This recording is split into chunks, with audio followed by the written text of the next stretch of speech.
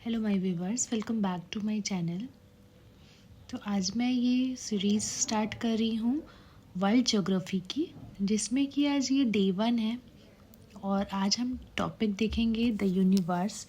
इस तरह से हम ज्योग्राफी के जितने भी टॉपिक्स हैं सारा कुछ कवर करेंगे। सब टॉपिक वाइज वन लाइनर हम फैक्ट्स देखते जाएंगे और वन लाइनर मैं ये कर रही हूँ सो दैट आपको बहुत ही ईज़िली समझ आएगा और रिवीजन में भी आपको हेल्प होगा। ठीक है, शॉर्ट वीडियोस रहेगी, ज़्यादा लंबी नहीं रहेगी वीडियो। ठीक है, वीडियोस पसंद आएगी तो आप मुझे मेरी वीडियोस को लाइक करना और मेरे चैनल को सब्सक्राइब कर देना। और आप जितना सपोर्ट करोगे उतना ज़्यादा मैं कंटेंट लेके आऊँगी, क्योंकि उससे ही तो मोटिवेशन मिलती है ना हम लोगों को। तो चैनल पे बने रहिएगा, वीडियो को एंड तक देखिएगा और अगर पसंद आए तो लाइक कीजिएगा। जितना हो सके वीडियोस को शेयर किया कीजिए सो दैट और भी एस्पिरेंट्स को हेल्प मिल सके। ठीक है, तो और देर किए बिना हम स्टार्ट करते हैं आज का ये वीडियो। ठीक है, आज का हमारा टॉपिक है द यूनिवर्स। तो इसमें फर्स्ट पॉइंट हम देखते हैं पहले। Big bang theory explains origin of universe. ठीक है, जो बिग बैंग थ्योरी है उससे हमें यूनिवर्स का जो ऑरिजिन है मीन्स यूनिवर्स की उत्पत्ति का पता चलता है ना, हम उसी से समझते हैं ना। और इट प्रपोज बाय जॉर्ज लेमैट्रे। ठीक है, इसे किसने प्रपोज किया था? तो किसने लाया था? तो जॉर्ज लेमैट्रे ने। And it was an explosion that awkward 13.8 billion years ago leading to the formation of galaxy and other heavenly bodies। ठीक है, तो जो इसका जो एक्सप्लोजन हुआ था 13.8 बिलियन ईयर्स पहले, उसी के ये से फॉर्मेशन से गैलेक्सीज एंड अदर जो हेवनली बॉडीज़ हम देखते हैं वो सारे का फॉर्मेशन हुआ। ठीक है, आई होप आपको क्लियर हो रहा होगा। तो बिग बैंग थ्योरी में हम सारा कुछ यही समझते हैं इससे, यूनिवर्स का ओरिजिन ना, यूनिवर्स की उत्पत्ति हुई कैसे है ना, सारा कुछ हम इसमें ही देखते हैं। And the second point is the colour of a star indicates. ठीक है, स्टार्स के जो कलर है वो हमें क्या इंडिकेट करते हैं? वो उनका टेम्परेचर इंडिकेट करते हैं ना। जैसे फॉर एग्जांपल ब्लू कलर जो है वो डिनोट्स करता है मैक्सिमम टेम्परेचर को। ठीक है, येलो कलर के जो भी स्टार्स और प्लैनेट्स हम देखते हैं वो मीडियम टेम्परेचर को डिनोट करते हैं। एंड रेड कलर वाले मिनिमम, ठीक है, मिनिमम टेम्परेचर को डिनोट करते हैं। ओके, तो स्टार्स का जो कलर है वो हमें क्या इंडिकेट करता है? टेम्परेचर। आई होप आपको समझ आया होगा और याद रहेगा। बहुत लोग को पता भी होगा ये चीज़ें, तो जो आपको पता है वो रहने दीजिए, अदरवाइज़ जो आपको नहीं पता उसे आप नोट डाउन करते चलो। अपना एक नोटबुक रख लिया करो पास में, है ना, और नोट डाउन करते चलिए सो दैट आपको रिविज़न में हेल्प होगा। फिर है star closest to the earth. ठीक है, वो कौन सा स्टार है जो अर्थ के सबसे क्लोजेस्ट है? तो सन ही है। ठीक है, सन भी एक स्टार ही है ना। Brightest star outside solar system. ठीक है, सोलर सिस्टम के आउटसाइड में सबसे ज़्यादा ब्राइटेस्ट स्टार कौन सा है? तो सीरियस। ठीक है, जिसको डॉग स्टार भी कहते हैं ना, it also called dog star. तो जो सीरियस स्टार है ये सबसे ब्राइटेस्ट है ना, सोलर सिस्टम के आउटसाइड है ये। ओके, चलिए नेक्स्ट पॉइंट देखते हैं हम।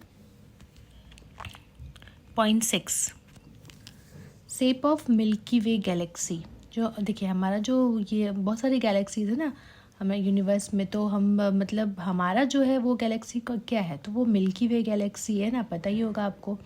तो जो उसका शेप है वो क्या है? वो स्पाइरल शेप में है ना, स्पाइरल शेप समझ रहे हो ना आप, इस तरह से। ठीक है, तो देखिए स्ट्रक्चरली देखा जाए तो galaxies are found in 3 forms ना, 3 टाइप के होते हैं। जो गैलेक्सीज के जो शेप्स होते हैं वो 3 तरह के होते हैं ना, स्पाइरल, एलिप्टिकल और इरेगुलर। तो स्पाइरल क्या हो गया आपका? और central nucleus with great spiral arms. ठीक है ना, इस तरह के शेप में जो हमारा गैलेक्सी है मिल्की वे गैलेक्सी वो इसी शेप में है। फिर एलिप्टिकल विदाउट स्पाइरल आर्म्स। ठीक है, इसमें ये ऐसा ओवल शेप का होता है, इसमें कोई स्पाइरल आर्म्स नहीं होते। Okay, and third one is irregular, इसमें कोई भी शेप नहीं होता है। ओके, मतलब यहाँ वहाँ ऐसा रहता है, इसमें कोई शेप नहीं होते। लाइक इसमें जैसे है प्लैनेट्स का सबका अपना ऑर्बिट्स है ना, सब उसी पे मूव करते हैं ना, चलते हैं।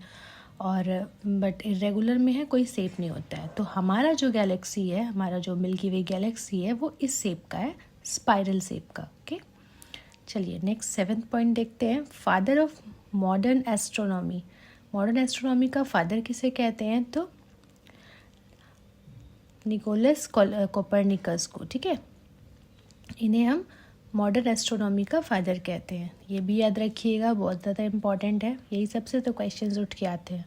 फिर द यूनिवर्सेस, अब देखिए हम यूनिवर्स टॉपिक भी यूनिवर्स लिया है हमने, तो यूनिवर्स है क्या? तो universe is a collection of million of galaxies, ठीक है। बहुत सारी गैलेक्सीज उसमें है, वही सब मिलके तो ब्रह्मांड यूनिवर्स का निर्माण करती है ना।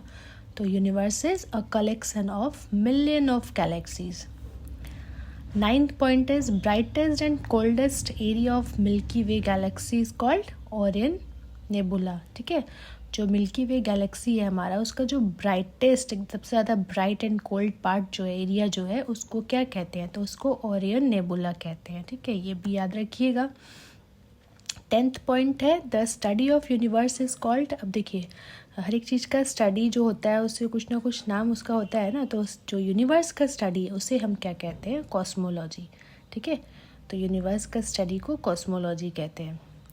फिर है यूनिवर्स इज़ डिफाइंड एज। अब देखिए यूनिवर्स का एक आप एक्सप्लेनेशन भी है, ये है ना, एक डेफिनेशन बोल सकते हैं, डेफिनेशन।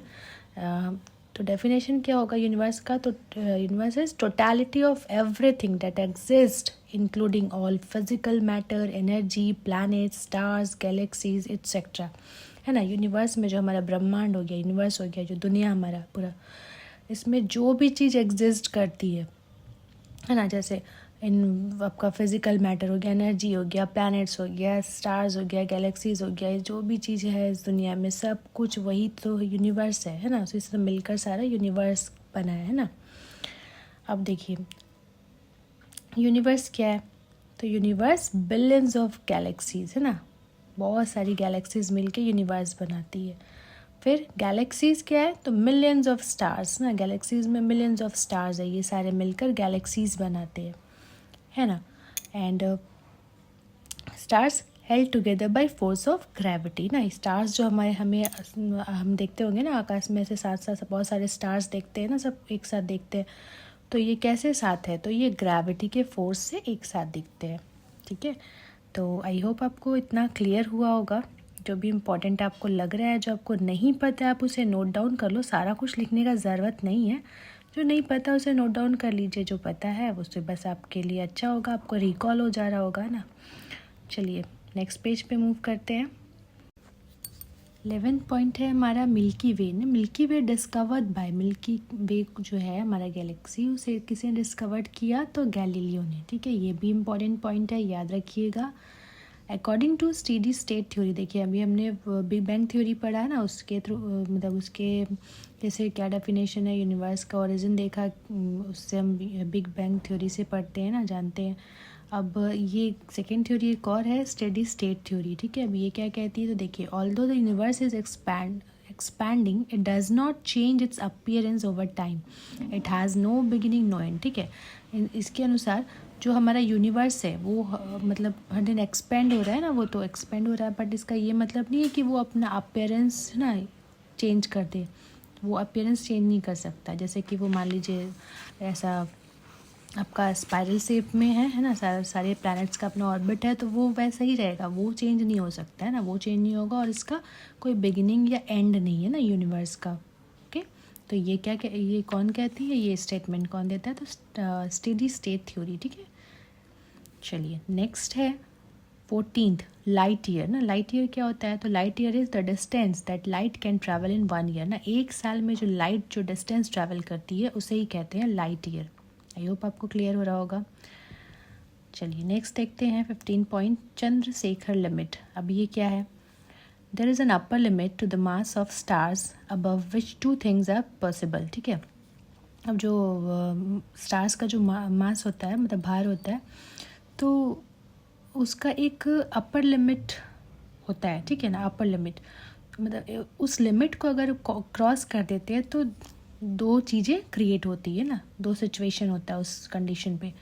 तो देखिए पहला होता है एक्सप्लोजन ऑफ द स्टार ना, स्टार्स टूट जाती है ना, या तो टूट जाती है, टूट कर वो क्या हो जाती है? पल्सर। और दूसरा होता है या तो वो कोलैप्स या हो जाती है या फिर कॉम्पैक्शन हो जाता है स्टार्स का ना, तो उस सिचुएशन पे वो ब्लैक होल बन जाती है स्टार्स, ठीक है। तो समझ में आया होगा आपको, शायद आप फिर से इसको रीड करो और अच्छे से क्लियर हो जाएगा। अगर नहीं समझ आता है तो आप मुझे कमेंट करना। चलिए, तो अब जो वो लिमिट है वो अपर लिमिट है, जिसको क्रॉस करने के बाद स्टार्स इसमें कन्वर्ट हो जाती है ना, या तो टूट फूट कर वो पल्सर बनती है या फिर कोलैप्स या कॉम्पैक्शन होकर वो ब्लैक होल में कन्वर्ट होते हैं। तो वो जो अपर लिमिट है वो भी जानना है ना, वो अपर लिमिट क्या है जिसको क्रॉस करने के बाद ये सिचुएशन क्रिएट होता है। तो वो अपर लिमिट जो है वही चंद्रशेखर लिमिट कहलाता है, और वो अपर लिमिट क्या है, तो 1.44 टाइम्स, ठीक है। And it is 1.44 times the mass of the sun. Sun का जो भार है उसका करीब 1.5 गुना बोल सकते हैं। देखिए एग्जैक्टली 1.5 गुना नहीं है, 1.50 एग्जैक्टली नहीं है, बट नियरेस्ट है 1.44 टाइम्स, ठीक है ना। सन के भार का, सन के मास ऑफ सन का 1.44 टाइम्स है। तो यही है चंद्रशेखर लिमिट। चलिए, नेक्स्ट पॉइंट है एस्ट्रोनॉमिकल यूनिट। अब ये क्या है? Astronomical unit is average distance between the sun and the earth ना।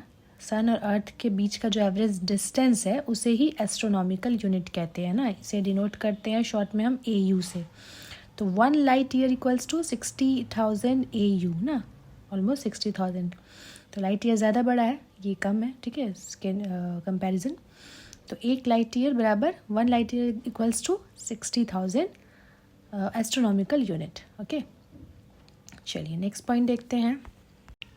अच्छा, अब कुछ देखिए, कुछ लोगों ने वो जो अपना थ्योरी दिया है हम वो देखेंगे। ये 3 लोगों ने अलग अलग डेफिनेशन दिया है, थ्योरी दिया है, उनका अपना अपना कॉन्सेप्ट देखते हैं हम क्या है, ठीक है। तो कॉन्सेप्चुलाइजेशन ऑफ द यूनिवर्स ना, यूनिवर्स के बारे में उन्होंने क्या क्या कहा। तो देखिए, पहले हम पढ़ेंगे टॉलमी के बारे। टॉलमी ने क्या कहा, तो द अर्थ, जो अर्थ है, earth was the centre of the universe and the sun. Earth, Ptolemy ने अर्थ को सेंटर बताया ना, मतलब अर्थ के चारों तरफ सारे प्लैनेट्स, सन जो है वो मतलब घूमता है, मूव करता है, ऐसा टॉलमी ने कहा, ठीक है, कि अर्थ सेंटर है। The other heavenly bodies revolve around it ना, जो भी हेवनली बॉडीज़ है वो अर्थ के अराउंड घूमती है, अर्थ सेंटर है, ऐसा टॉलमी ने कहा, ठीक है। कोपरनिकस ने क्या कहा, the sun is the centre of the universe not the earth. इन्होंने कहा कि सन सेंटर है ना यूनिवर्स का, अर्थ नहीं है, ये कोपरनिकस ने कहा था। और केपलर ने क्या कहा था, तो the sun is the centre of solar system not the universe ना। और फिर केपलर ने कहा था कि सन जो है वो सेंटर है सोलर सिस्टम का, यूनिवर्स का नहीं, सोलर सिस्टम का सेंटर है सन ने। तो तीनों ने अलग अलग इस तरह से अपना अपना कॉन्सेप्ट दिया था, ओके, यूनिवर्स के बारे। तो ये भी इम्पॉर्टेंट है, इसे भी याद रखिएगा। चलिए नेक्स्ट पॉइंट पे मूव करते हैं। 17th पॉइंट देखते हैं हम। Who first demonstrated existence of galaxy beyond Milky Way, ठीक है। मिल्की वे से बाद भी उसके ऊपर भी और भी बहुत सारी गैलेक्सीज है। ये सबसे पहले किसने डेमोन्स्ट्रेट किया था, तो एडविन हबल ने, ठीक है। ये एक अमेरिकन एस्ट्रोनॉमर थे, तो Edwin Hubble, okay. 18th point देखते हैं। इरेटोस्थेंस जो थे, है ना, ये एक एंशिएंट ग्रीक स्कॉलर थे and called as the father of geography. इन्हें फादर ऑफ ज्योग्राफी कहते हैं ना, इरेटोस्थेंस, याद रखिएगा ये नाम। He was the first one to use the word geography, और इन्होंने सबसे पहले ज्योग्राफी वर्ड को यूज़ किया था, और इन्हें फादर ऑफ ज्योग्राफी भी कहते हैं। याद रखिएगा, फादर ऑफ ज्योग्राफी किन्हें कहते हैं, है ना। और सबसे पहले ज्योग्राफी वर्ड जो है वो इन्होंने ही यूज़ किया था, ओके। आई होप आपको इतने पॉइंट्स क्लियर हुए होंगे और आपने नोट डाउन भी कर लिया होगा। नोट डाउन करते चल रहे हो तो बहुत बढ़िया है, बिकॉज आपको रिवीजन में हेल्प होगा। जो चीज़ें आपको पता है पहले से, ज़रूरत नहीं है उसको नोट डाउन करने की, आप जस्ट वीडियो देखते चलो और रिवाइज करते चलो, आपको भी रिकॉल होता रहेगा, ओके। और जो नहीं पता है, जिनके लिए न्यू है, कुछ एक आध पॉइंट्स होते हैं ना जो हमें नहीं पता होते हैं, तो वो आप नोट डाउन कर लो, आपके लिए बेटर होगा। चलिए नेक्स्ट पेज पे मूव करते हैं। अब ये लास्ट हम देखेंगे, हमारा लास्ट पॉइंट रह गया है इस टॉपिक का, ब्रांचेस ऑफ ज्योग्राफी, ठीक है। अब ज्योग्राफी जो हम देखते हैं ना, वो भी मतलब उसको भी हम ऐसे 2 टाइप से कैटेगराइज कर सकते हैं। एक हो गया हमारा ह्यूमन ज्योग्राफी और एक हो गया फिजिकल ज्योग्राफी, है ना। तो ह्यूमन ज्योग्राफी में हम हिस्टोरिकल ज्योग्राफी पढ़ते हैं, cultural geography, social geography, population geography, economic geography और पॉलिटिकल ज्योग्राफी। और फिज़िकल ज्योग्राफी में हम ये सब देखते हैं ना, ज्योमोर्फोलॉजी, फिर हाइड्रोलॉजी, फिर आपका क्लिमेटोलॉजी, पेडोलॉजी और ग्लेशियोलॉजी, बायोजियोग्राफी, है ना। तो ये सारे देखते हैं। तो जियोमॉर्फोलॉजी जो है वो क्या है, तो वो study of land forms and processes है। Hydrology study of the movement, distribution and quality of water. फिर है क्लाइमेटोलॉजी है स्टडी ऑफ क्लाइमेट। पेडोलॉजी है स्टडी ऑफ सॉइल्स। ग्लेशियोलॉजी है स्टडी ऑफ ग्लेशियर्स। और बायोजियोग्राफी है study of relationship of organisms with their environment. ठीक है, तो ये सारे हम जो पढ़ते हैं ये आया फिज़िकल ज्योग्राफी में, है ना। और ह्यूमन ज्योग्राफी में हम ये सारी चीज़ें देखते हैं। तो ये भी मतलब ब्रांचेस ऑफ ज्योग्राफी हो गया, ये भी हमें जानना ज़रूरी है क्या किस में पढ़ते हैं, है ना। तो आई होप आपको इतना क्लियर हुआ होगा। ये 10 पॉइंट्स जो हमने देखे लास्ट पेज में वो आपको समझ आए होंगे। अगर समझ आई हो है तो आपको थोड़ा भी हेल्प मिला है तो आप मुझे कमेंट करके बताना, जिससे कि मुझे भी मोटिवेशन मिलेगा। और मेरी वीडियोस को लाइक कर दिया कीजिए, और आप जितना सपोर्ट करोगे उतना ज़्यादा कंटेंट मैं भी लेके आ पाऊँगी। ठीक है, तो मिलती हूँ नेक्स्ट वीडियो में नेक्स्ट टॉपिक के साथ। ठीक है, नेक्स्ट टॉपिक होगा हमारा द सोलर सिस्टम, और उसके बाद और भी हम बहुत सारे टॉपिक्स कवर करेंगे। ठीक है, वर्ल्ड ज्योग्राफी के बहुत सारे टॉपिक्स हैं इसमें, आपको भी पता होगा, तो हम सारे कवर करेंगे। चैनल पे बने रहिएगा और वीडियो को पूरा देखिएगा, स्किप मत कीजिएगा। काफ़ी शॉर्ट वीडियो है, बहुत लंबा वीडियो नहीं है ये। ठीक है, और जितना हो सके इसको शेयर कर दीजिए, वीडियोस को जितना हो सके शेयर कीजिए अपने फ्रेंड्स में, सो दैट और भी एस्पिरेंट्स तक ये पहुंच पाए। अगर आपको पीडीएफ चाहिए तो आप मुझे कमेंट करके बता देना, आपको फ्री पीडीएफ अवेलेबल हो जाएगी, फ्री ऑफ कॉस्ट। ठीक है, कोई भी चार्जेस नहीं है, आप बता देना बस, आपको फ्री पीडीएफ अवेलेबल हो जाएगी। ठीक है, तो ओके, मिलती हूँ नेक्स्ट वीडियो में नेक्स्ट टॉपिक के साथ। Till then take care, bye bye and thanks for watching.